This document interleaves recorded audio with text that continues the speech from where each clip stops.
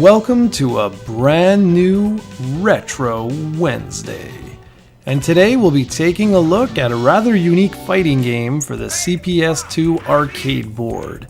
This bad boy was released back in April 1995 and is actually a spin-off of the 1994 CPS-2 beat-em-up Armored Warriors, which unfortunately I don't currently own.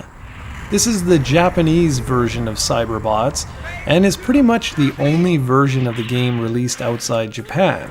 From what I can gather, only a very few select copies of the game were ever released in arcades outside Japan. The only official version to be released outside Japan was the PS1 Classic version, which was a direct release, meaning it is the original Japanese PS1 version that is currently available digitally on the PlayStation Network for the PlayStation 3, PlayStation Portable, and PlayStation Vita. All that to say, there is no official English release of the game, and if you're going to have to play it in Japanese anyways, you might as well play the original arcade release. You start off by selecting between one of 6 different pilots. Then the most interesting aspect of this fighter kicks in: the Mech Customization.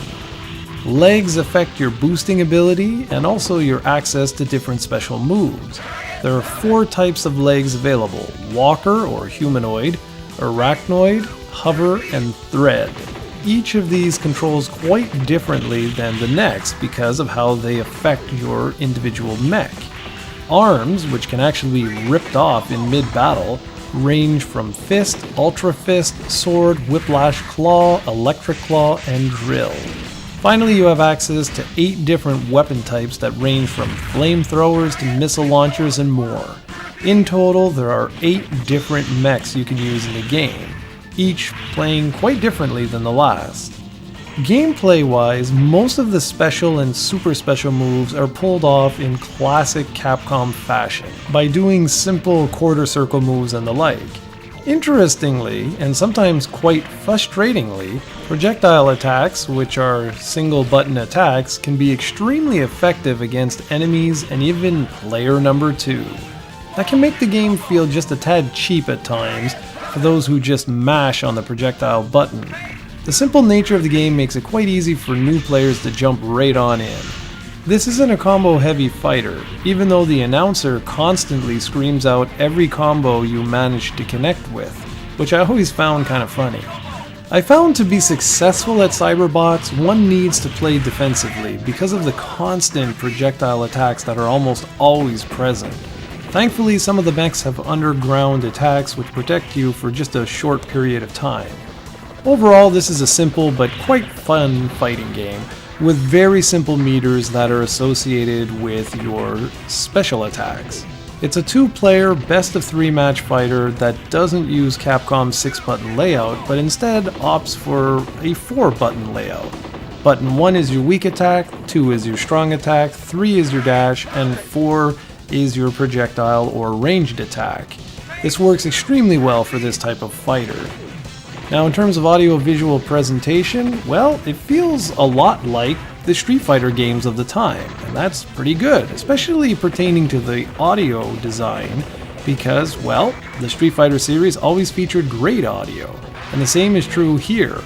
From the lengthy voice samples to the music, you can expect nice Q sound quality to come from your speakers. Graphically, Cyberbots looks nice, although I've always had a problem with the game's sense of scale. I just don't find these mechs as large as they're apparently supposed to be. The backgrounds look great and the pixel art as a whole shines through, but scaling is always an issue. Some of the special moves also have somewhat lackluster special effects. This is particularly true when you keep in mind the fact that the Versus series was released a year later and feels much more fleshed out in terms of graphic fidelity. The portrait designs for the characters are fantastic though. Speaking of portraits, I really appreciate what Capcom was trying to do with the full-blown story mode integrated into the arcade mode. Characters have lengthy dialogues, and you can clearly see their frustrations, anger, and joy when they win or lose a match. I'm really happy to own Cyberbots on the CPS-2 because it shows how creative Capcom was in the 90s. This is a really unique game, and it's a shame that it's not more readily available.